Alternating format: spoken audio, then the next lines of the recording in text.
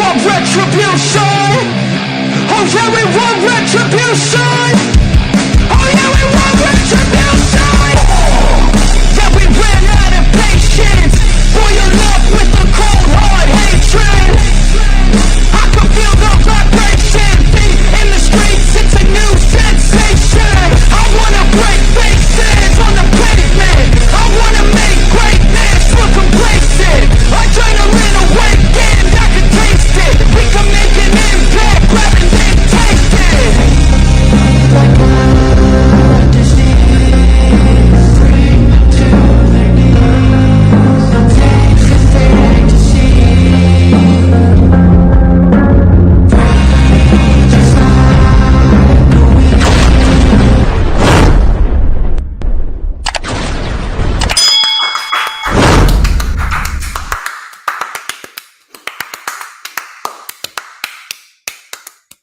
Let's go, baby! If y'all aren't aware, please allow me to reintroduce myself. Ladies and gentlemen, I'm the one and only DJ Storms, and I would like to welcome each and every single one of you back here to a very special edition Sunday stream, as we are live across 4 different platforms, across 4 different accounts. And we got some shit to talk about, as per usual. Let me fix my camera and make sure my camera's as good as it could possibly be. There you go.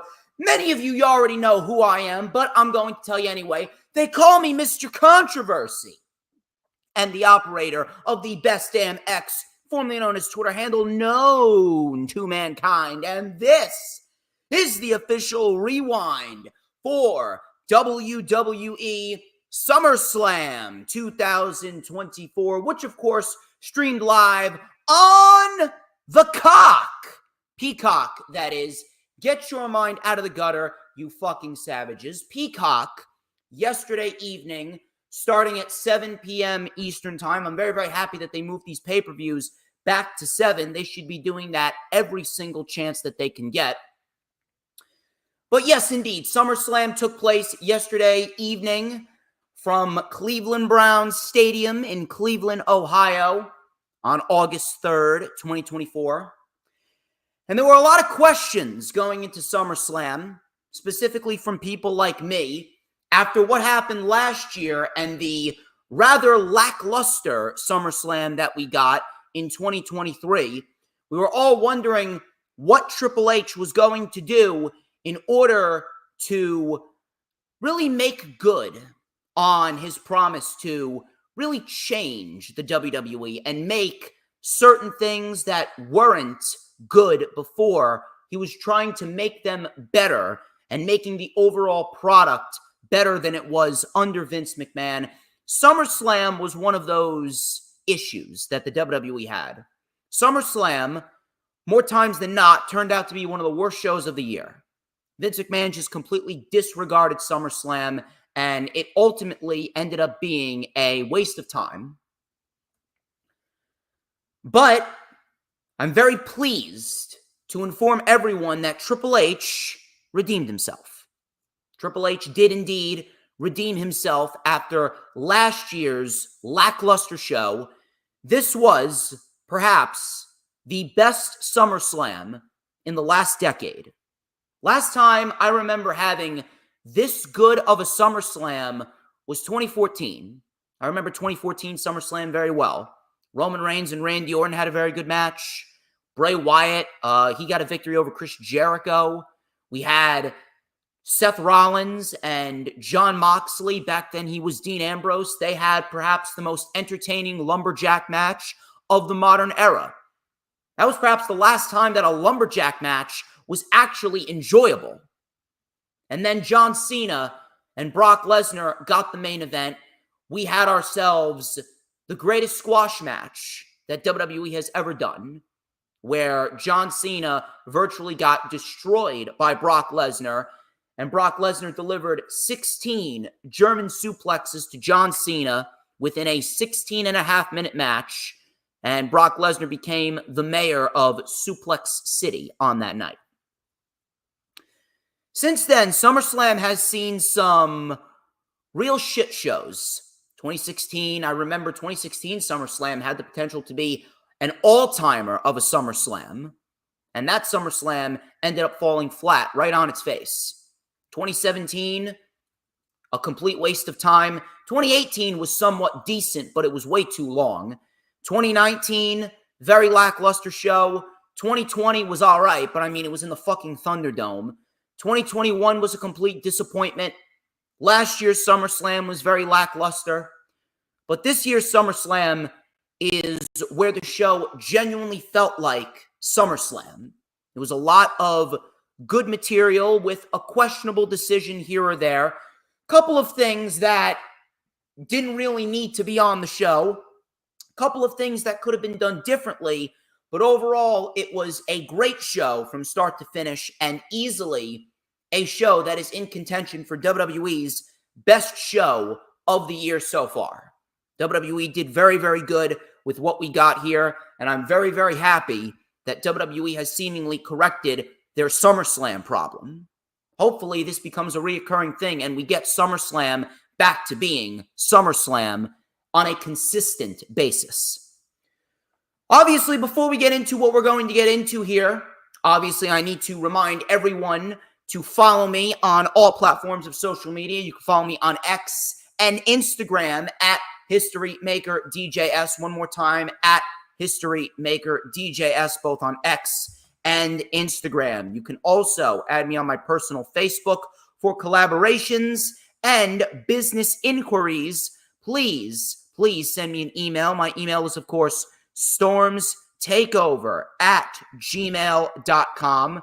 Please make sure that you like the official DJ Storms business page, and please make sure you accept the invite, because I may just send you an invite to join the official DJ Storms posse group on Facebook, that is. You can also check me out on Rumble. We're live on Rumble right now. We're looking to build a nice, solid fan base over on Rumble. All those links are in the description of this very stream.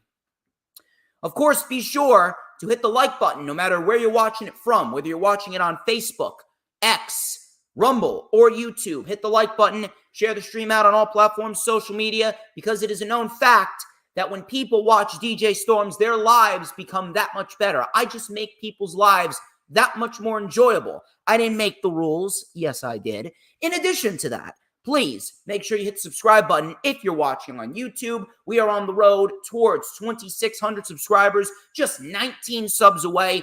And when you subscribe, gotta hit the notifications bell with a huge coup de grace, because that way you are going to know whenever I pop up on YouTube. Because whenever I pop up on YouTube, oh, baby, it is the best time to be on YouTube, because it is the only time that you are going to get to see this glorious sideburn chin strap combination and this beautiful mustache right here. All the links are in the description of this very stream. And of course, gotta get your tickets for Battle in the Borough. Battle in the Borough is, of course, this fall, Saturday, October 19th, 2024. It is the first ever professional wrestling event in the Elmwood Park Rec Center in over 5 years. Last time professional wrestling was in the Rec Center was April 7th, 2019. Now it's time we bring it back, and I am going to be the flag bearer that brings wrestling back to Elmwood Park, New Jersey. And if you guys missed it this past Friday, we have ourselves a confirmed tag team match for the show.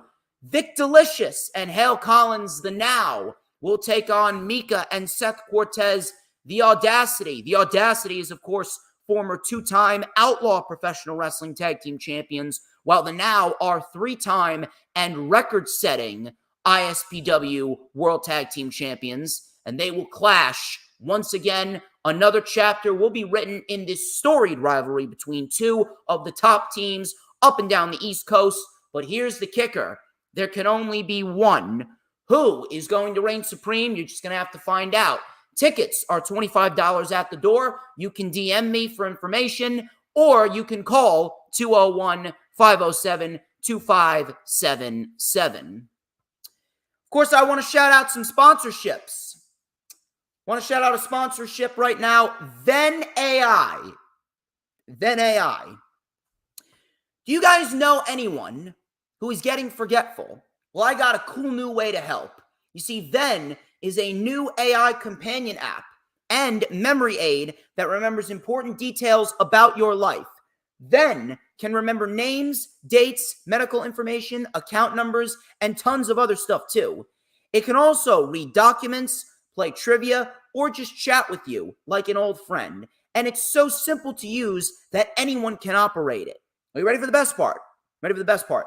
Then is running a special deal, 40% off all of our listeners, just $2.99 a month.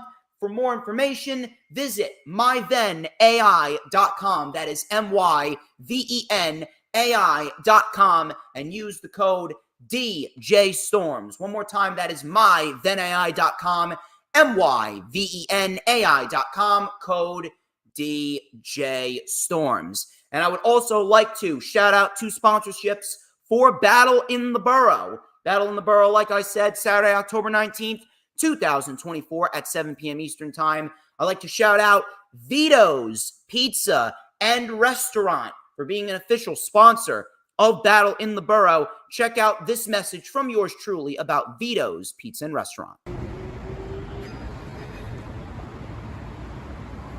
Ladies and gentlemen, I am the one and only DJ Storms, and I am here in front of Vito's Pizza and Restaurant here in Elmwood Park, New Jersey. Some of the best pizza in Bergen County. If you're hungry, hell, even if you're not, come and stop by Vito's Pizza. And of course, be sure to catch Battle in the Borough on Saturday, October 19th, 2024. Tickets, $25 at the door. DM me or call 201-507-2577.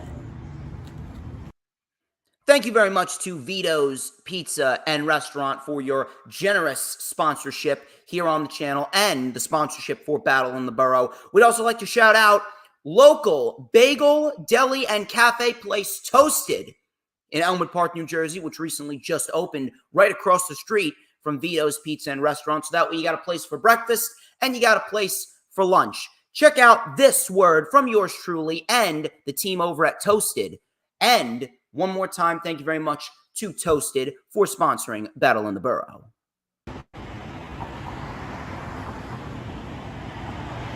Ladies and gentlemen, I am the one and only DJ Storms. I am here with the owner of Toasted. Her name is Safa and also her team. Hi, guys. Safa, how are you today? I'm good.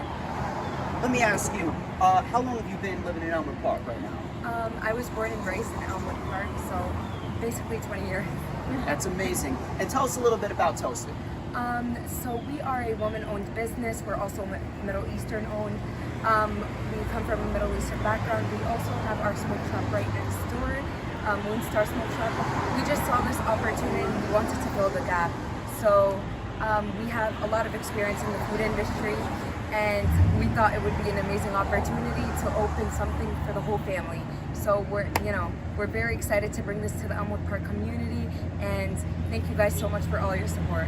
And the Elmwood Park community thanks you. Ladies and gentlemen, Safa and the team of Toasted. I'm the one and only DJ Storms. Be sure to get your tickets right now for Battle in the Borough on October 19th, 2024. Thank you very much to the team over at Toasted. You guys are fantastic. And we hope to see some of you in the Elmwood Park Rec Center on Saturday, October 19th. And before we get into what we're going to get into, do not forget, hit the super chats, hit the super stickers, hit the super thanks, become a member of the channel, get your DJ Storms merchandise, whether it be wristbands, t-shirts, or the greatest piece of merch that you will ever own, DJ Storms official switchblade combs. And just like me, you can be so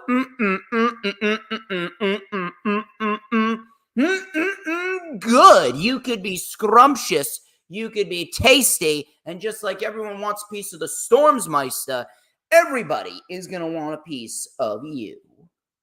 Anyway, it's time we get into what we're going to get into. A lot to come out of SummerSlam last night. Oh, by the way, shout out to Tommy McGrogan and the people over at Wrestling Express for organizing the meetup at Pub 46. Great to see all those people. Great to see Omar. Great to see Tommy. Great to see Warren. Greatly appreciate each and every single one of you. SummerSlam 2024 started off with Jelly Roll doing a performance, which was really nothing of substance. I don't have anything against Jelly Roll, but I don't care for his music. I'm sure a lot of people don't care for his music. Could be a nice guy, don't get me wrong. He looks like a nice guy, but I didn't care for his music, and I'm pretty sure the majority of the people in Cleveland Browns Stadium didn't care for his music either. The actual show kicked off with Rhea Ripley versus Liv Morgan for the Women's World Championship. Now, I don't know if this was the best match to kick off the show, but I will give Rhea Ripley and Liv Morgan credit where credit is due. These two women put on a very good match for what it was. It went about 16 minutes, and they gave you exactly what they needed to give you, and the exact thing that I expected to happen, and many people expected to happen, happened. And we're going to talk about what happened in the end and what this means for the Judgment Day. So Liv Morgan, she played a little cat and mouse with Rhea Ripley early on. Rhea Ripley took over control early and delivered a riptide into the top turnbuckle. Liv ended up escaping a second riptide, and she sent Rhea Ripley shoulder first into the post, which looked nasty. And Rhea Ripley was selling it. She was saying, it's out, it's out, it's out. But then she was yelling at the referee, do not stop it, do not stop it. Now, I thought she got legitimately injured. If Rhea Ripley was just selling that, I mean, props to Rhea Ripley. Rhea Ripley really knows how to sell. It even looked bad. Not going to lie, the shoulder even looked like it was popped. So Rhea Ripley was telling the ref not to stop the match. Rhea was then sent shoulder first into the steel steps, and Liv Morgan kept the pressure on. Liv Morgan countered the riptide into a DDT for a 2. Rhea Ripley was spiked right on her head. Rhea with the prism lock. Liv got out of it and delivered a crucifix driver for a 2. And then after Rhea kicked out, Liv Morgan locked in an arm bar.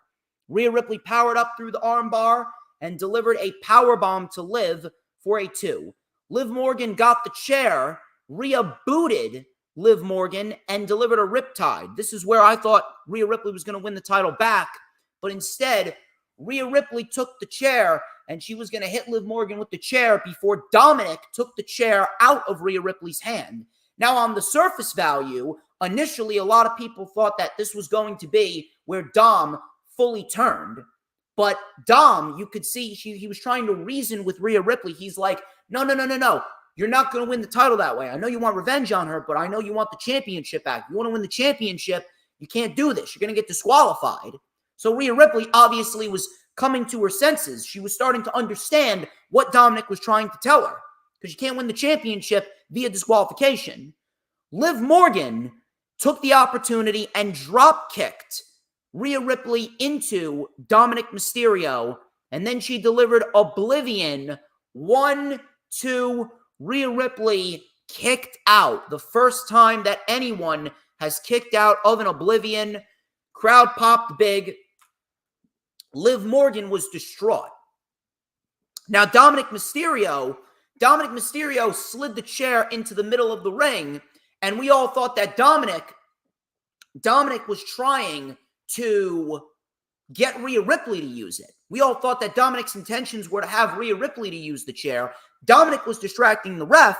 Liv Morgan hit Oblivion on the chair to Rhea Ripley, and it looked like we saw the same ending that we saw back at King and Queen of the Ring with Becky and Liv, and Dominic inadvertently helped Liv Morgan retain the championship. We all thought that this was going to be a scenario where they were going to hold off on the heel turn. They were going to hold off on Dominic siding with Liv Morgan. It turns out what happened was exactly what Dominic intended to happen. So Liv Morgan retains the championship. Very good match. Dominic Mysterio, and this was great right here. The camera is focused on Liv. Then all of a sudden you see Dominic Mysterio's hands pick Liv Morgan up, and Liv Morgan's looking at Dom. She doesn't know what the fuck's going on. Dominic proceeds to make out with Liv Morgan as Rhea Ripley is looking like she's about to throw a complete and utter breakdown, and she's about ready to flip the ring over. She's about ready to start breaking everyone that she sees in her sights. She looks like she is about to have a blood vessel pop in her head. Rhea Ripley absolutely distraught. Pat McAfee and Michael Cole are cursing up a storm on commentary. The ending was exactly what needed to happen. Rhea Ripley doesn't need to win the title back now. If Rhea Ripley wins the title back, then that's it. Liv Morgan is done. What good would it have done to give the championship back to Rhea Ripley? And on top of that, I'm going to throw this out there. Liv Morgan right now is on the best run of her career. I don't give a shit what anybody says. Liv Morgan, now that she officially has Dominic Mysterio in her corner, Liv Morgan and the way that she has been portrayed throughout the summer, she is on the best run of her career. Now, granted, there is a huge, overwhelming negative hanging over Liv Morgan. It's the fact that WWE doesn't allow her to wrestle. It's fucking pathetic that they're building Liv Morgan's current run and her current women's title reign around her sex appeal rather than her actual wrestling ability, because she's a very good wrestler. She had a very good match with Becky at King and Queen of the Ring. She had a very good match with Zelina Vega on Raw, and she had a very good match with Rhea Ripley at SummerSlam. That is the only negative aspect about Liv Morgan's run right now. But other than that, Liv Morgan has found her groove. And this program, now with Dominic in Liv Morgan's corner, now things are about to get interesting, and we're going to really want to see Rhea get revenge on both of them.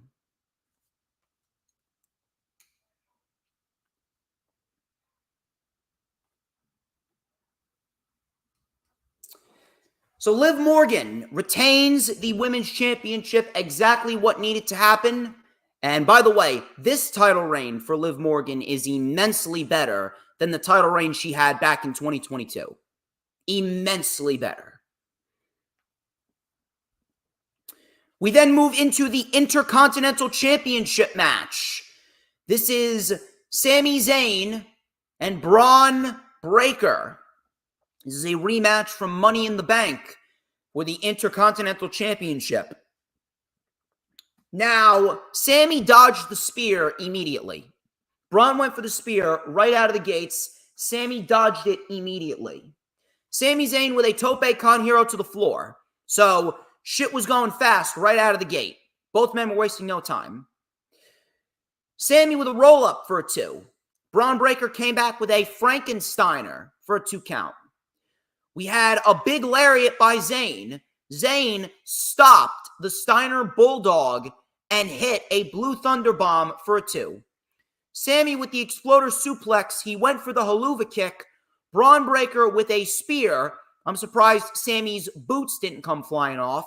Braun Breaker sold the shoulder, and then Braun Breaker mounted himself in the corner and delivered a second spear. 1, 2, 3, Braun Breaker wins the Intercontinental Championship in about 6 minutes. A lot quicker than I would have expected. A lot quicker than I would have expected. If anything, this was, I don't want to say disappointing, but you compare this match to the match that they had at Money in the Bank, and you're like, what the fuck happened here? That's what I'm wondering. What the fuck happened? You really had these guys go out there, and Sami gave Braun Breaker the best match of his main roster run at Money in the Bank. They got 14 minutes, and then here you don't even give them half of that time. I'm sorry, but if you have these two individuals on SummerSlam, it is your second biggest show of the year, and you got these guys on the show, these guys should be getting no less than 12, 13 minutes. Very, very disappointing. Now, Braun Breaker wins the Intercontinental Championship. This was expected. This is exactly what was going to happen. The show was rather predictable, but it was all about how they got there. Now, Braun Breaker is the Intercontinental Champion. Sami Zayn, he did what he needed to do. He had a very enjoyable reign for what it was as the Intercontinental Champion. He had some great matches as the Intercontinental Champion. Matter of fact, this was probably Sami's best title reign on the main roster so far. His matches with Gable were fantastic. His matches with Bronson Reed fantastic. His match with Braun Breaker was great at Money in the Bank. It had a lot of good stuff from Sami Zayn in this Intercontinental title reign. But as soon as I heard that they're looking to fast-track Braun Breaker, I knew that he was going to be the Intercontinental Champion. I knew from day one that they were going to build him up as the Intercontinental Champion, and that's exactly what we got. Now, where do these two go? I'd be shocked if Braun Breaker doesn't go on a Gunther-style run. Gunther already won the World Heavyweight Championship, so Gunther is going to have his own shit to worry about. But Braun Breaker, they're building up Braun Breaker as the next top-tier badass. Braun Breaker is going to be holding that championship for a while. I would not be shocked if Braun Breaker holds that championship going into next year's SummerSlam. And on top of that, Braun Breaker, he already has a match that is waiting for him in the wings. He's got a match that's waiting for him in the wings at Bash in Berlin. Ilya Dragunov is going to be Braun Breaker's first opponent. Dragunov and Breaker at Bash in Berlin for the Intercontinental Championship, that right there is the best route to go. That's what we're looking at. And that's what I hope we get. What happens with Sami? Well, listen, Sami's a very versatile individual. Everyone loves Sami Zayn. You love Sami Zayn. I love Sami Zayn. Sami, at this rate, doesn't need to be the Intercontinental Champion anymore. If anything, Sami never needed to be the Intercontinental Champion. Realistically, it should have been Gable. But they elected to give it to Sami. Now that Sami's had his run with the Intercontinental Championship, now we move forward. We move forward and we move on to Sami and Jay. They're currently in a friendship, as we know. Sami and Jay, they may very well win the World Tag Team titles from the Judgment Day. I don't like it. If anything, it's quite lazy. And we're reverting back to the same shit over and over and over again. However, I will say that it would make sense for Sami and Jay to be in a partnership. Now that Roman is back, Roman is going to need tag team partners and teammates for War Games. Sami Zayn, I know a lot of people have been pitching this. Sami Zayn seems like a perfect candidate for Roman's team at War Games. Roman, Jimmy, Jay, Sami, and then someone else, I don't know who, but somebody else versus Solo's bloodline. If they decide to add anyone or not is irrelevant. Sami, Jay, and Jimmy are the perfect candidates for Roman's side. We may very well see Cody Rhodes on Roman Reigns' team. Who knows? Who knows? Either way, Sami Zayn, he's got shit in his future that's going to keep him occupied. And Sami, if anything, could very well be the guy that beats Gunther for the World Heavyweight Championship. It's either him or Dragunov. I'm going to keep my eye on that. But as far as right now, Sami Zayn, he went as far as he could go with the title. He could have held it a little bit more, but Braun Breaker at this stage of the game, Braun Breaker is their top priority. Braun was always the right man to beat Sami. Braun wins the Intercontinental Championship in front of 50,000 plus people. And now Sami Zayn can focus on what he's doing with Jay. He can focus on what he's going to do with Roman in the Bloodline when we get to War Games. The only issue is this match should have gone on a lot longer. A 6-minute match is not going to do justice for two guys like Braun Breaker and Sami Zayn. Match was disappointing, but the outcome was correct. And Braun Breaker is going to be a major star, if not already.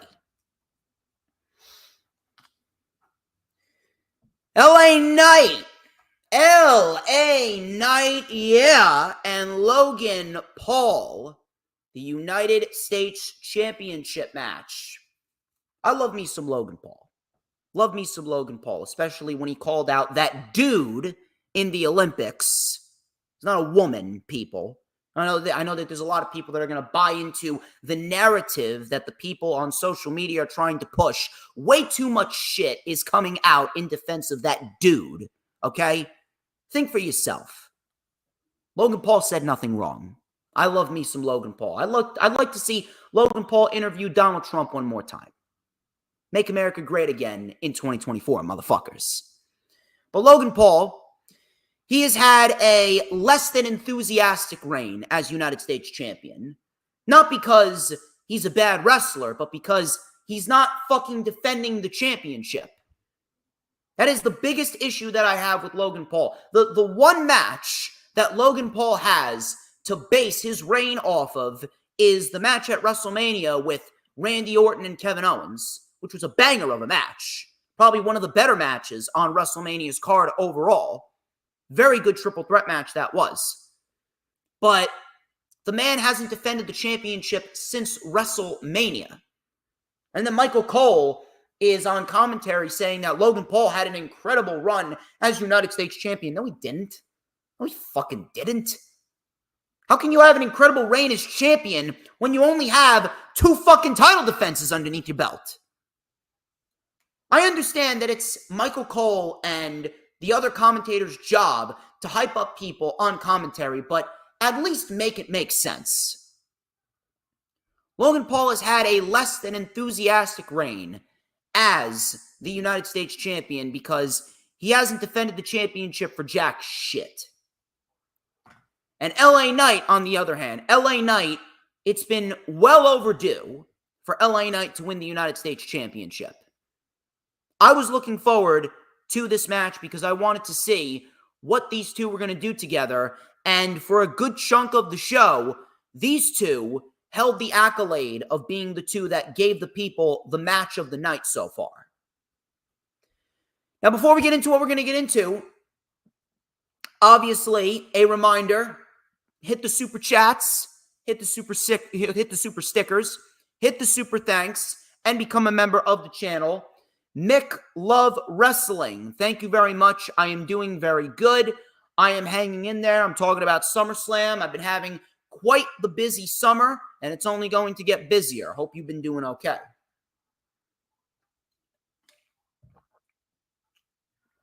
So we get this match with LA Knight and Logan Paul, United States Championship match. LA Knight arrived in Logan Paul's prime car, and LA Knight actually poked holes through the windows. So LA Knight was trying to get inside the mind of Logan Paul early. So the match didn't even start, and we got a brawl right out of the gate. These two brawled all around the ringside area. Logan Paul got sent into the Prime hydration station. Paul then spit Prime in Knight's face. Paul then tore apart the table. Knight bashed Logan's head off of the table, and then both of them climbed up on the table. We had LA Knight. LA Knight, he delivered a torture rack neck breaker on the announce table to Logan Paul, and we got ourselves an I am the table moment. So the table did not break. I would have preferred the table broke, but the table didn't break. So the table didn't break, and LA Knight then threw Logan Paul back into the ring. So back into the ring, he was in control of Logan Paul. We had Logan Paul sending Knight shoulder first into the post. Paul then hit a split-legged leg drop, which he calls the Hogan Paul. Knight then was caught with a gut-wrench suplex. Paul with an alley-oop facebuster. Knight kicked out again. Knight with a power slam. He mounted a comeback with some stomps in the corner. Knight with a side effect and a leaping elbow off the top for a 2 count. Paul with a springboard clothesline, and then he delivered a springboard moonsault to the floor. He got some air on this springboard moonsault. Looked fantastic. Back in the ring, Logan Paul dodged the BFT and hit that KO punch. There is titanium in his hand because he broke his hand. So we got the titanium reinforced KO punch right to the face. 1, 2, Knight kicked out. Logan Paul went up top. LA Knight, he delivered a top rope superplex, but it actually turned into a brainbuster. It was high on the neck and shoulders. That could have been fucking disastrous for Logan Paul. If Logan Paul didn't tuck his head in, his head very well could have snapped right then and there. His head could have snapped. His head would have gone limp. shit would not have worked out good at all.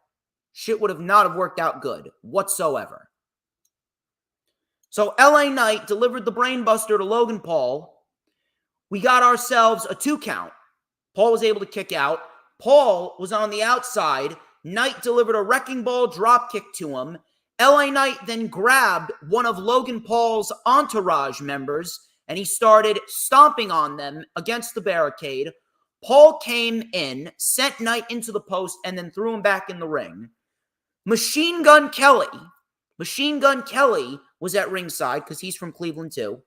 Machine Gun Kelly gave Logan Paul the brass knuckles. Logan Paul took the brass knuckles. He hit LA Knight with the brass knuckles, but LA Knight did not go down. Logan Paul then dropped the brass knuckles. Logan Paul went for the buckshot lariat, but LA Knight caught him into a BFT.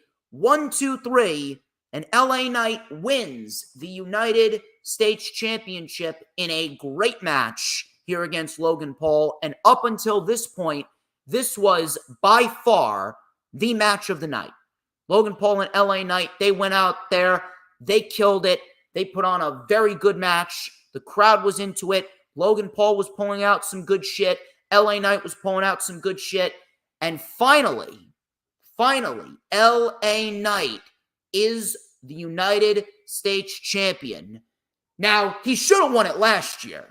Let's be honest here. He should have won it last year. We did not need to see Rey Mysterio beat Austin Theory. We did not need to see Logan Paul win the title from Rey Mysterio. We didn't need LA Knight to lose all of these big matches. All of this would have easily been solved, and everything would have worked out just fine if you would have just given LA Knight the United States Championship last year at SummerSlam against Austin Theory. That's all you had to do. Just give him the fucking United States Championship. But they didn't do it. They didn't do it, which was pretty fucking stupid. Pretty fucking stupid if you ask me. LA Knight should have won the title last year, and then LA Knight would have already been further up the ladder. He would have already had a championship reign underneath him, and you could have spent this time building up a new star to beat LA Knight. And they didn't do that. Very fucking stupid, if you ask me. Very, very, very stupid. But better late than never. Better late than never. LA Knight finally wins singles gold. It's about fucking time. And I really do hope that Triple H, he doesn't get too comfortable with taking risks like he did. See, here's the thing.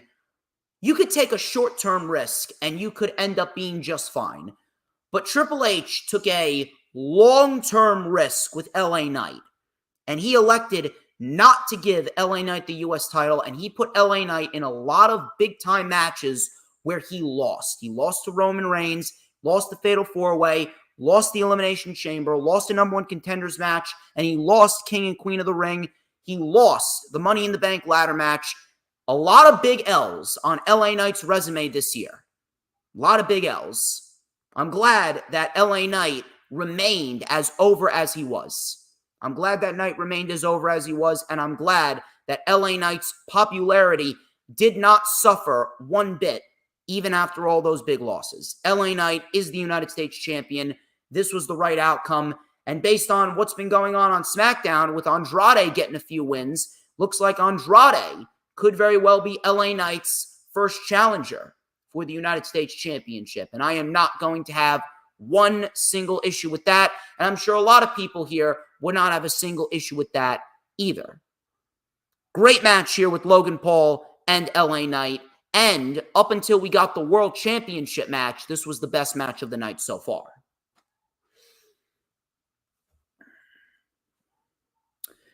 Bayley and Nia Jax, WWE Women's Championship. Nia Jax, of course, is the Queen of the Ring winner, and she earned herself a Women's Championship match at SummerSlam.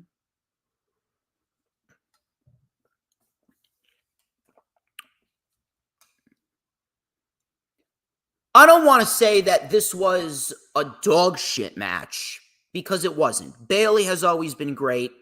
Nia has always been looking to improve, especially in the last year, and I'm very happy that Nia has gotten better. She's a lot safer than she was.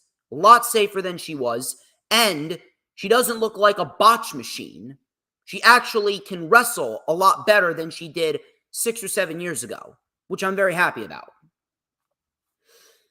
So we get this match, and the last couple minutes were fine. The last couple of minutes were fine and all, but the overall match, it didn't hit like it should have.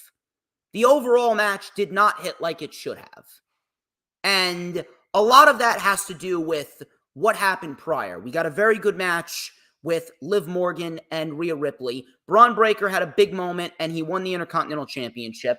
We had a great match between Logan Paul and LA Knight. And after those 3 moments, or two very good matches and a moment for Braun Breaker, it was kind of hard to follow that. Bayley and Nia Jax were put in the death spot. And the outcome, I don't know about that outcome. We'll talk about it. But I can't sit here and tell you that that was the right outcome. So we get this match. Nia missed the leg drop on the apron, and Bayley hit a Thez press off of the steps. Nia was caught in a guillotine. Nia then slammed Bayley on the mat. Nia missed a top rope leg drop. Bayley with the Bayley to belly for a 2 count. Nia with the Annihilator. And Bayley ended up kicking out. I think this was the second time that anyone's ever kicked out of the Annihilator. So Nia was pissed. Nia was then sent into the post. Bayley delivered a tope suicida, but Nia caught her and delivered a Samoan drop on the floor.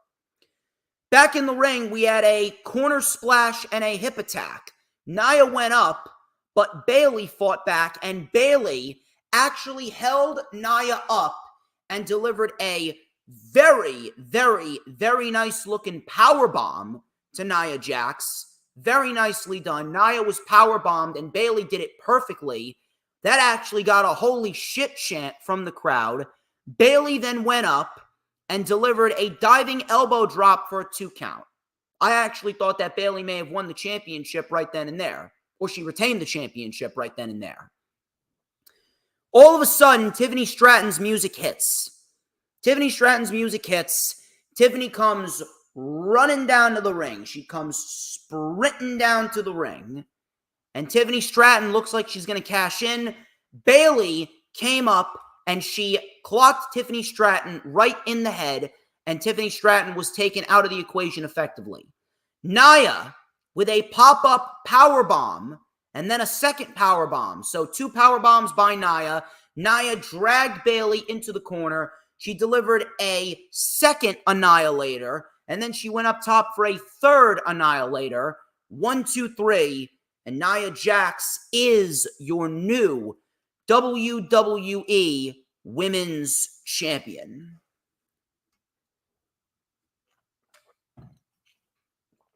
Again, I will state, it was a better match than I would have expected, but when you're coming off of the matches and the moments that we just saw earlier in the show, it's kind of hard to follow up on what LA Knight and Logan Paul did. Anyone who was placed in this spot was ultimately going to suffer.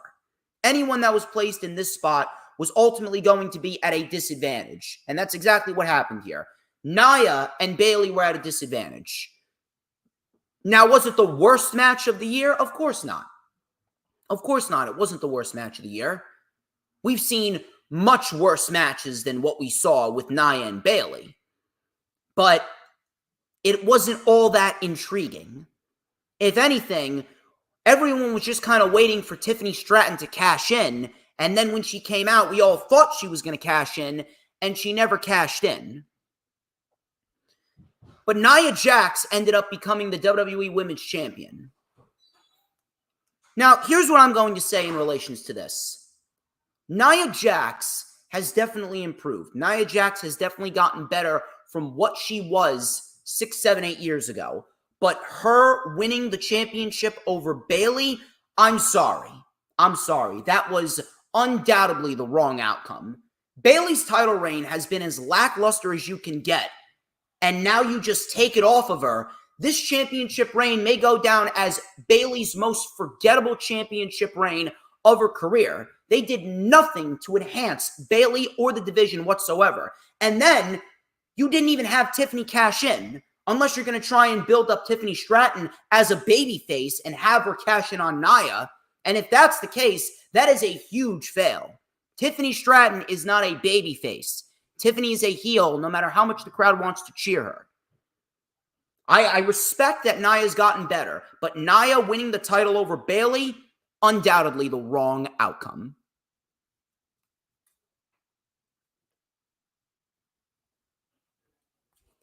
I don't really know what their plan is. Maybe they don't have a plan. Maybe they don't give a shit. I mean, I talked about it on the Lightning Flash update yesterday. I talked about it on the LFU. WWE legitimately does not give a shit about women's wrestling. More than half of their roster is paired in a fucking faction. You got Katana Chance, Kaden Carter, and Lyra Valkyria. You got Sonya Deville and her girls. You got Jade, Naomi, and Bianca. You got Alba Fire and Isla Dawn, who just paired up with Blair Davenport. I'm sure there's other factions that I'm missing. How many fucking women's factions do we need on the main roster? I don't get it. And on top of that, what the fuck are they going to do with Nia's title reign that was any different than what they were doing with Bayley's championship reign? Makes no sense. And are they really going to have Nia go on a Gunther-style run? I fucking hope not. Holy shit, I hope not. That is something that we do not need. Again, I respect Nia. She's gotten a lot better. I appreciate what she can do. And she's had some pretty damn good matches in recent months. With Rhea Ripley, with Naomi, with Bianca. I will give credit where credit is due. But at this stage of the game, Nia Jax as women's champion, that is something that the division does not need. If you were going to have Bayley lose the championship here at SummerSlam, this should have been a Tiffany Stratton cash-in. Bayley should have gone over Nia. Bayley should have been able to beat Nia Jax, but just barely. Bayley just barely squeaks out a win against Nia Jax, and then Nia gets pissed off. She beats down Bayley. She beats the shit out of Bayley, and then that opens the door for Tiffany Stratton to come on down, and Tiffany Stratton cashes in and becomes a women's champion. I don't understand why Nia Jax needs to be champion. I don't. I really don't.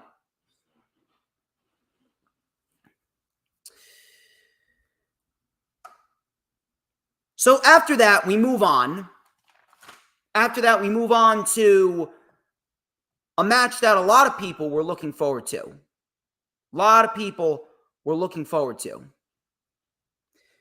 CM Punk and Drew McIntyre with Seth Rollins as the special guest referee. How you doing, Tayip M? Greatly appreciate you. How you doing, Matthew? How you doing, Darwish? How you doing, Mick? How you doing, Paul, the shooter? Greatly appreciate each and every single one of you. We got 26 people across 4 platforms watching the show right now, and we just gained a new sub. Greatly appreciate you. We are rocking and rolling here on the Rewind for SummerSlam, and we're about to get into a match that a lot of people were looking forward to here. Punk and McIntyre. Rollins is the special guest referee. Now, I was looking forward to seeing what these two were going to do. I knew that Seth Rollins was going to play a big factor in this. And I knew that Seth Rollins was going to be the cause of one of these guys losing. Was this a match of the year candidate? The answer is no. If anything, this was probably one of the most basic matches on the show. It was a very basic match. It wasn't really based around the in-ring work. It was based around the tensions being built between all three guys. It was not a match of the year worthy contender, and it's certainly not something that I'm going to go back and rewatch. However, I give credit where credit is due here. These three guys made do with what they were given, and these three guys ended up having a semi-decent match that enhanced all three guys, and it resulted in the right outcome, the right man winning, and it could very well lead to a branch-off feud between CM Punk and Seth Rollins going into Bash in Berlin. So let's go over what happened here. So Rollins came out in his referee getup. Rollins and Punk were getting into it a little bit. Punk and McIntyre went right after each other. Drew McIntyre catapulted Punk into the steel underneath the ring. Drew took over, hit a nice snap suplex, but Rollins was slow to cover. Obviously, this is Seth Rollins just taking his time, just acting very cocky. He's not looking to rush into anything. Rollins was slow to count. Rollins allowed Drew to hit CM Punk. Or no, he didn't, actually. No, he didn't. Rollins nearly hit Punk with the steel chair. I thought we were going to get another Shawn Michaels, Undertaker, Bret Hart 1997 moment here, but Seth Rollins stopped himself. Punk then mounted a comeback here. He hit a neck breaker. We had CM Punk delivering a calf kick and 3 high knees in the corner and a clothesline. Punk went for the diving elbow. He hit the diving elbow. 1, 2, Drew kicked out. Punk locked in the Anaconda Vice immediately. It was in deep. And Punk took the bracelet off of Drew McIntyre's wrist. And then it was because of CM Punk and the fact that his emotions were getting the better of him, even though Punk tried to make it out like Drew's emotions were out of control. It was Drew McIntyre that had CM Punk on strings like a puppet. So CM Punk took the bracelet off of Drew McIntyre's wrist. This allowed Drew McIntyre to get up, hit the Claymore. Punk kicked out at 2. So Punk was calling for the go to sleep. All of a sudden, he was eyeing Seth Rollins, and Rollins was wearing the friendship bracelet with CM Punk's wife and dog's name on it. So Punk and Rollins got into it. Drew McIntyre dropped Punk into Rollins. CM Punk hit the go to sleep, but Seth Rollins was not quick enough to get into the cover because he got knocked out of the ring. Rollins slid into the ring, counted 1, 2. Drew was able to kick out Rollins, and then Rollins and Punk got into it then. So Rollins and Punk were getting into it, and CM Punk was saying, like, what the hell is your problem? You got to count 1, 2, 3. So CM Punk then got shoved by Rollins, and Rollins said, I'm not your problem. That's your problem. Get yourself under control because not everything is about you. So Punk looked like he was going to go after Drew. He turned around, picked up Seth Rollins, delivered the GTS to Seth Rollins, and then Punk said, it may not always be about me, but it is never about you. He took the bracelet. Off of Seth Rollins' wrist. He went for Drew, but Drew ended up hitting a low blow to CM Punk. Drew McIntyre with the Claymore on the money. Drew McIntyre was telling Seth Rollins, come over here and count. Rollins with 1, with 2. He eyed Drew McIntyre and counted to 3. 1, 2, 3. And that was that. Again, nothing match of the year worthy. Nothing that I'm going to go back and rewatch. But this was as good as you could get. You knew there was going to be shenanigans. You knew there was going to be a lot of tension. And these three ended up making do with what they had. This was as well booked as you could possibly get. I understand a lot of people hate the shenanigans. I understand. The shenanigans, they tend to be a little bit of a bother to me too. But in this case, the shenanigans were called for. In this case, they were justified. They were justified because now you have tensions between all three of these guys. Drew McIntyre got the win, and Drew needed the win.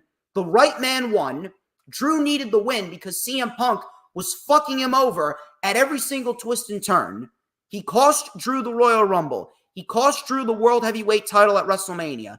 He cost Drew a #1 contenders match at Backlash. He cost Drew the world title in his home country of Scotland, and he cost Drew his Money in the Bank cash-in.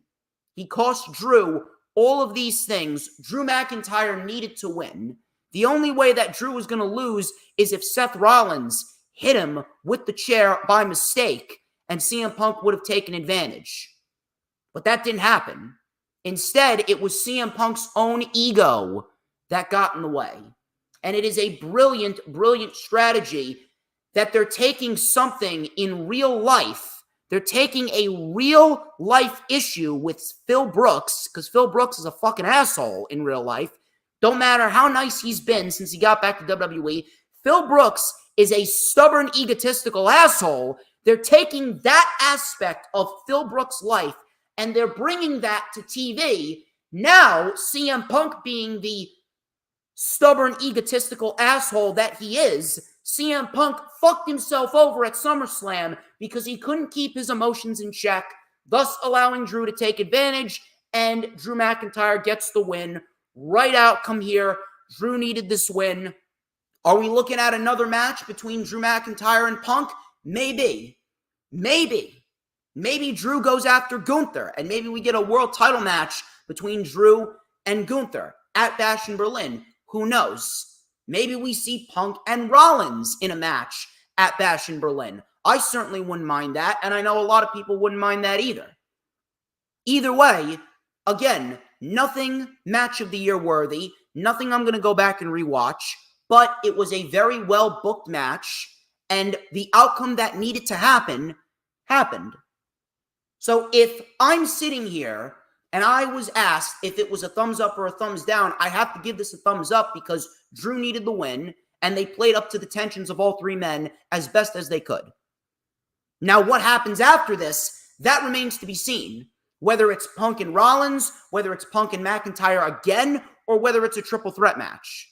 I'm going to have to wait and see. But either way, what happened was exactly what needed to happen. There's really nothing more that I could ask for. There's really nothing more that anyone could desire. If the thing that needed to happen happened, no need to bitch and moan about it.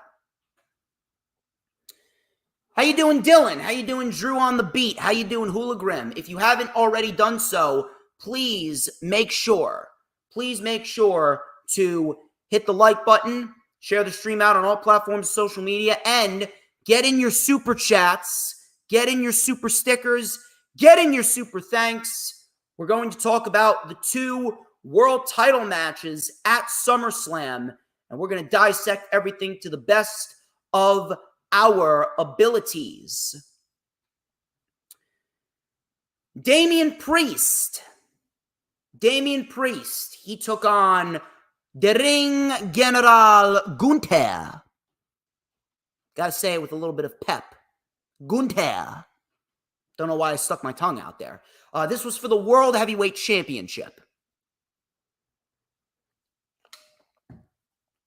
It may sound cliche to say, but if you're looking for a fight, if you're looking for a legitimate fight, like a fight that you can see on the streets, this is the type of match for you. Priest and Gunther, I'm telling you, some of these shots looked like they could have easily knocked out either one of them.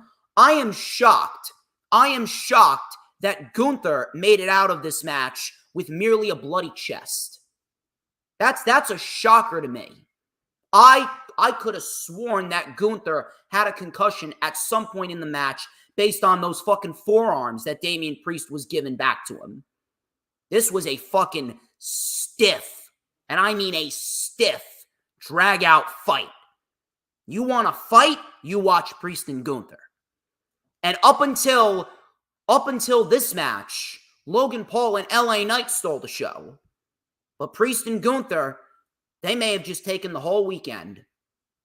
Matter of fact, Priest and Gunther was better than Cody and Solo. Priest and Gunther was better than Cody and Solo. Don't at me. Don't at me. So Priest went right after Gunther, just right out of the gate, rocked him with a forearm. Priest with some stiff forearms. Gunther came back with a butterfly suplex. Priest kicked out at 1. Gunther with some stiff chops. Priest with a broken arrow for a 2. Priest with some overhand chops and a spin kick. Gunther's chest was busted open. Gunther's chest was fucking bleeding, which looked nasty. Gunther's chest was bleeding. Priest hit a spinning elbow and a super kick. Gunther came back with a shotgun drop kick and a big power bomb. Priest kicked out. Priest with a spin kick. He delivered south of heaven. Gunther kicked out. We had a sleeper by Gunther and a big fisherman suplex and a lariat and a second one by Priest. We had a big boot by Gunther. Priest wanted more, so Priest was just egging him on. Priest kept on getting up, and he's like, hey, come on, give me more, motherfucker, give me more. And Gunther kept on the pressure. He was delivering these chops, and it was almost as if Gunther was just, he was just relishing in the punishment of Damian Priest. Every single time Damian Priest got up, Gunther was laughing, and he chopped him in the chest, or he kicked him in the gut. Finn Balor then came out. Gunther ended up kicking Finn Balor off the apron. Priest saw it. Damian Priest just became unhinged. Damian Priest with 2 massive lariats that knocked Gunther off of his feet. Priest then with the razor's edge and then a south of heaven. I actually thought that was going to be the end. I thought that Damian Priest was going to retain the championship right then and there. Instead, Balor, out of nowhere, put Gunther's foot on the rope. And then all you see is Finn Balor turning around with this scowl on his face, and Damian Priest meets his eyes. Damian Priest looks to go after Balor, excuse me. Priest saw what happened on the screen, and Priest looked to go after Finn Balor. But Gunther caught him in a sleeper, and Balor was staring right into Priest's eyes as he was fading. And instead of fading, Damian Priest was hyping himself up. He was hyping himself up.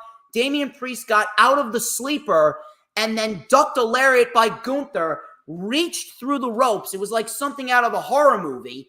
Priest slithered through the ropes and goozled Finn Balor, and Priest has got this look of fucking anger on his face, like he's ready to rip Balor's head off. Priest did not see Gunther. Gunther takes advantage, power bombs Damian Priest, locks in the sleeper, and Damian Priest passes out as Gunther becomes the World Heavyweight Champion. Excellent. Excellent stuff. Now, I know a lot of people were fans of Damian Priest. I'm a fan of Damian Priest. Do I wish he could have held the title a little bit longer? Yeah, sure. You could say that.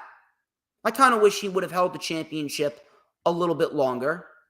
However, the one thing that you need to remember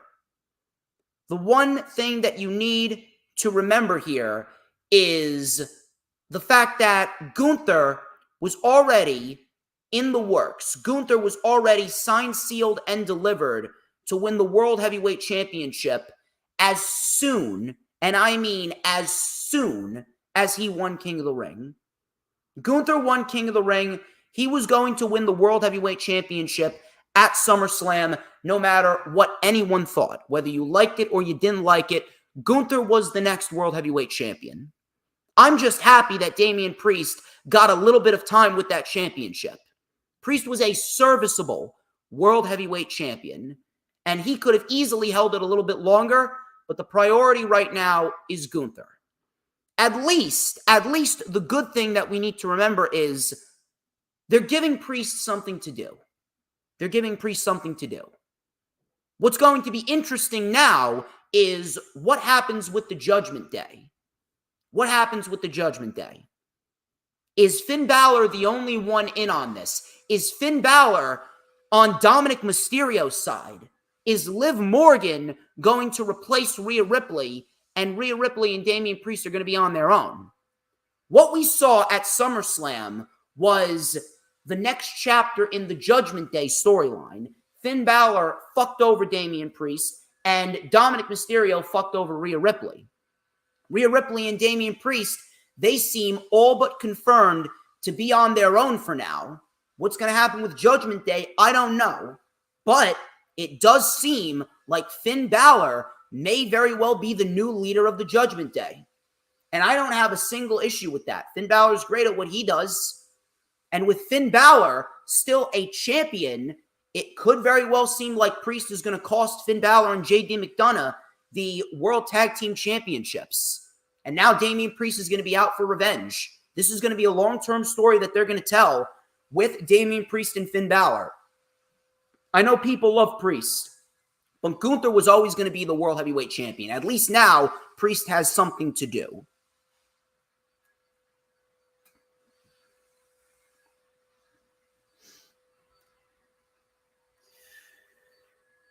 Awesome Truth. Awesome Truth. They came out and they had a segment with Jelly Roll, A-Town Down Under as well. They announced the attendance, fake attendance by the way. It was not 57,000. It was more like 55,000. 57,000 my ass. They always add a couple thousand just for the hell of it. So Awesome Truth was interrupted by A-Town Down Under. They were shitting on Cleveland. Jelly Roll came in. Jelly Roll hit A-Town Down Under with the steel chair. And Jelly Roll actually delivered a pretty decent-looking choke slam on Austin Theory. And then we had a three-way, five-knuckle shuffle with Jelly Roll and the Awesome Truth on Grayson Waller. This was not needed. This was not needed. I really don't know why they did this. Really don't know why they did this. I really don't know why we needed to see Jelly Roll in there and him taking up some time with the Awesome Truth and all this other shit. It just felt so fucking unnecessary. I really hate this shit. I really fucking hate whenever they do that shit with the attendance and then they have someone come out and cause an interruption and we get a fucking celebrity spot. We don't need that shit. This is 10 minutes that you could have given to Sami Zayn and Braun Breaker, and they could have delivered a match that was better than the match that we got back at Money in the Bank. I don't understand. I do not fucking understand. That actually pissed me off. That actually pissed me off. And then the main event. We get to the main event of the show. Solo Sikoa, Cody Rhodes for the undisputed WWE Championship. I said that Solo wasn't ready. I said that Solo wasn't ready, and I said that Solo would have been a perfect candidate to fight Cody Rhodes after SummerSlam. We should have gotten Roman versus Solo at SummerSlam, not Solo versus Cody. But I will give my credit where credit is due. I said that Solo wasn't ready, and he's still not ready. I mean, we got a bunch of fucking shenanigans as well. We had the Bloodline, we had Kevin Owens, we had Sami Zayn, and even Roman Reigns came out. Solo's still not ready, but I will give my props where props are due. Solo Sikoa carried himself well. Solo Sikoa carried himself very, very well in the match with Cody. There were no botches. There were no fuck-ups. Everything happened exactly how it needed to happen. It was fluid. It was smooth. Does he work a little bit slower than normal? Sure, he works a little bit slower than normal. He does work a little bit slower than normal, but at the end of the day, when he hits his moves are crisp, his moves are solid, his moves are impactful, he's fluid. Him and Cody did not have a bad match at all. Again, not something that I'm going to go out and rewatch, but it was a serviceable main event for what it was. It didn't go too long, and we got the right outcome. We got the return that we were waiting for, and we're off to the races with an official, and I mean an official, Bloodline Civil War. Some people were wondering, well, why did we see Roman Reigns come out and help Cody Rhodes? To me, it was quite simple. And if you pay attention, it is quite simple. Roman's beef right now is not with Cody Rhodes. And we'll talk about it when we get to the ending of this match. But let's go over everything that happened in this match. So, Solo Sikoa and Cody Rhodes. Cody had a great entrance, by the way. We had his dog Pharaoh. We had Arn Anderson. We even had an American Nightmare mask, which looked very nice. The match started, and the crowd was chanting, "Fuck you, Solo." The crowd was chanting, "Fuck you, Solo." Solo came in with some stiff chops. We had a disaster kick by Cody Rhodes and a tope suicida. Solo with a spinning heel kick and a nice Samoan drop. Cody with the Cody cutter. He then sent Solo into the prime hydration station. Little flip, flop, and fly. Disaster kick countered into a sit-out powerbomb by Solo and a hip attack. Solo with the spinning solo for a 2 count. Cody was locked in the Tree of Woe, and Solo delivered a couple of flying headbutts to Cody while he was upside down in the Tree of Woe. Solo was going for a third one. Cody moved. Cody hit a moonsault into a crossbody. It looked a little sloppy, but it connected nevertheless. Solo with a nice boss man slam for a 2. Cody with a superplex. Cody hit the crossroads, and out comes the Bloodline, specifically the Tongans, Tama Tonga and Tongaloa. So they went after Cody Rhodes. They hit a kneeling, swinging neck breaker, which looked pretty nice. It looked pretty fluid. It had a nice little snap to it. Solo was dragged into the cover. 1-2, Cody kicked out. Out comes Kevin Owens. Out comes Randy Orton. We had an RKO on Tongaloa, stunner on Tama Tonga, power slam on Solo, swanton bomb by Owens. Cody with the crossroads. 1, 2, Solo kicked out. Solo kicked out. We had Randy Orton and Kevin Owens. They brawled with the Tongans into the crowd. Cody went for the steps. Cody hit Solo with the steps a couple of times. Solo, he was going to get hit with the steps for a third time. Solo hit a pretty decent looking spear on Cody. Cody kicked out. Solo got the stairs and set them up in the corner. He was looking for a hip attack to Cody against the steel steps, which would have been pretty brutal if you ask me. He was looking for a big hip attack to Cody against the steel stairs.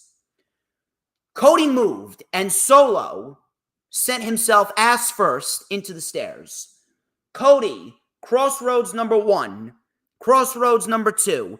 He went for crossroads number 3, but Jacob Fatu came in out of nowhere, the Samoan werewolf, with a whisper in the wind, and then a springboard moonsault. He pulled Solo into the cover. 1, 2, Cody kicked out again. At this point, Fatu becomes unhinged.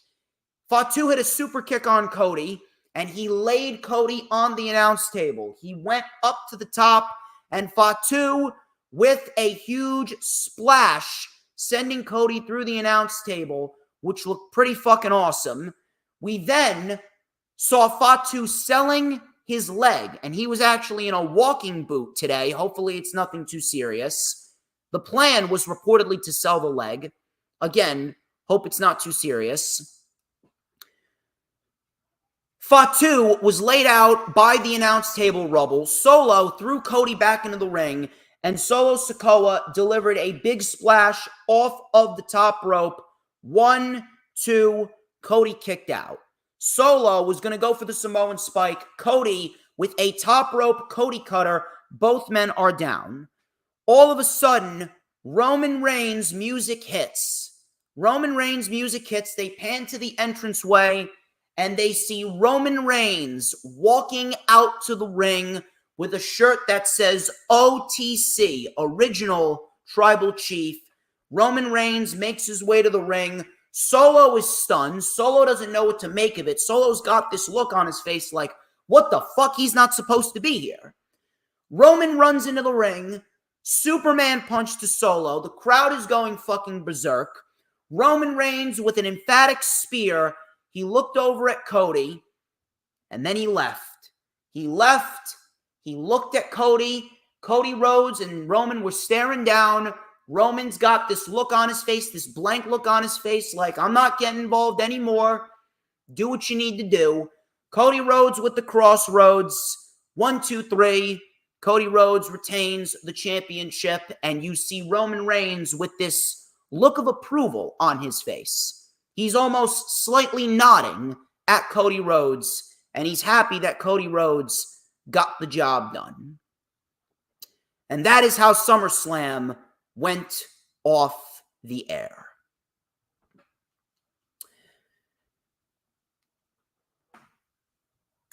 I know a lot of people are going to be a little harsh on this, and the crowd was virtually dead until we got the run-ins, and it's quite pathetic that we constantly need to rely on all of these run-ins with the bloodline. Constant run-ins, constant interferences, constant surprise returns, a lot of overbooking, a bunch of shenanigans, a lot of bullshit. I understand. I do. But you got to give credit where credit is due. Solo carried himself very well here against Cody Rhodes. Whether you like it or not, Solo did a very good job. Solo did what he needed to do. He didn't fuck up. He didn't botch. He didn't.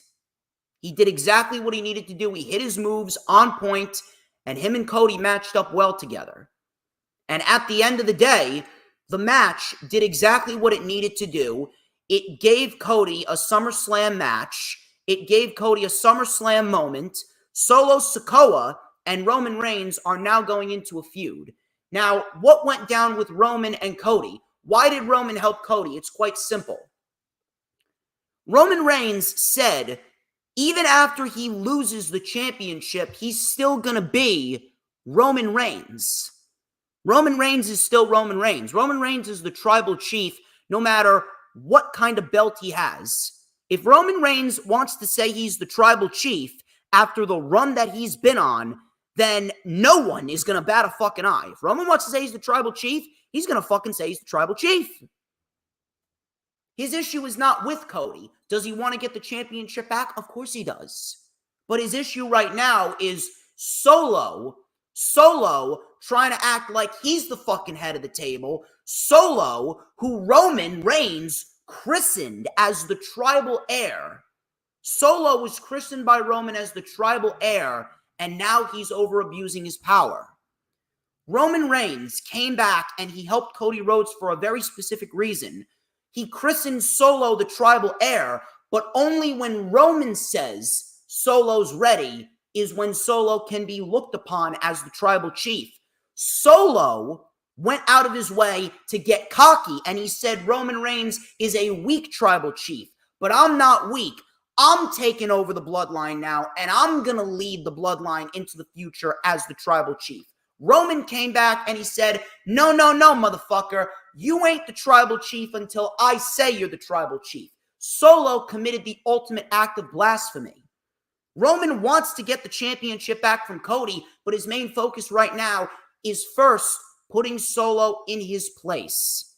The match with Cody and Roman will happen, but he helped Cody retain to get back at Solo for taking the Tribal Chief title upon himself. It's very, very simple. It's a very, very simple storyline. It's a very, very, very simple reason. It's a very simple reason. There's no reason why Roman Reigns needs to win the championship now. Roman has already proved himself to be one of the greatest to ever hold that championship. Now his focus is kicking Solo's ass and putting him back where he belongs. And Cody Rhodes right now is the top tier guy to hold that championship. Cody's not going to be losing that championship at any point in time. What happens now? Roman and Solo seems all but confirmed for Bash in Berlin. Makes sense. And I do believe that this is going to extend all the way to War Games. We're going to see Roman and Solo at Bash in Berlin. We're going to see Roman and Solo at Bad Blood in a Hell in a Cell match. And then we're going to see Roman Reigns and Solo lead Bloodline teams into War Games. Who knows? We could very well see the return of The Rock at some point in the next couple of months. The Rock just got done filming a movie. Now he can come back to WWE TV. Who do you think's calling the shots? You really think it's Solo calling the shots? Of course not. Of course not. The Rock is calling the shots. The Rock is the guy that's behind Solo Sikoa's rise to power within the bloodline. The Rock is the guy that is doing everything behind the scenes in order to make Roman Reigns feel a little bit more comfortable. Because if Roman realizes it's The Rock, then shit is really going to hit the fan. Roman thinks he can take on Solo, according to The Rock. But when The Rock reveals himself to be the mastermind, that's when shit's really going to get real. But Roman and Solo seems all but confirmed for Bash in Berlin. WWE essentially set up like 4 to 5 matches for Bash in Berlin already. Braun Breaker, Ilya Dragunov, Roman Reigns, Solo Sikoa, and a potential Punk and Rollins match. And then if Cody is a man of his word, then on SmackDown, realistically, the one thing that I'm thinking about is, well, Cody Rhodes says he needs to pay back a debt to Randy Orton and Kevin Owens, right? What's the better way to do that than offering them a championship match? We could very well see Orton and Owens at SmackDown this coming Friday, and then the winner fights Cody Rhodes at Bash in Berlin for the undisputed WWE Championship. Makes sense? Makes sense. But overall, SummerSlam was easily the best SummerSlam in the last decade. SummerSlam felt like SummerSlam this year, and Triple H, he redeemed himself. He redeemed himself after a very lackluster show that we got last year. Very lackluster, very boring show that we got last year. Triple H did what he needed to do, and he gave us a fun show for what it was. Cleveland was hot, and now we move forward into the future, and we move forward into Bash in Berlin as WWE looks to close out the summer of 2024 on a high note. Ladies and gents, that is all that I got for you. That is all that I got for you. And I greatly appreciate each and every single one of you. You guys are fucking awesome.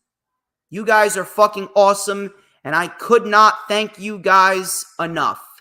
Ladies and gentlemen, that wraps up this edition of The Rewind. Thank you very much to Drew on the Beat. Thank you very much to Dylan.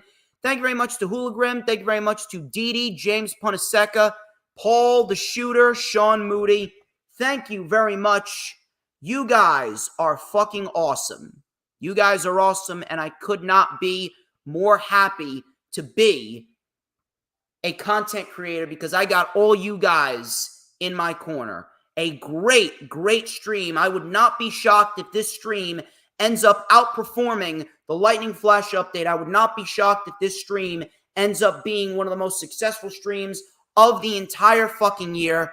Till next time, ladies and gents, I am the one and only DJ Storms. This has been The Rewind. But before we get out of here, ladies and gents, please, you gotta tell me, who runs the IWC? It's quite obvious who runs the IWC, but I want to hear it from all of y'all. Let me take a sip of my ice water right here.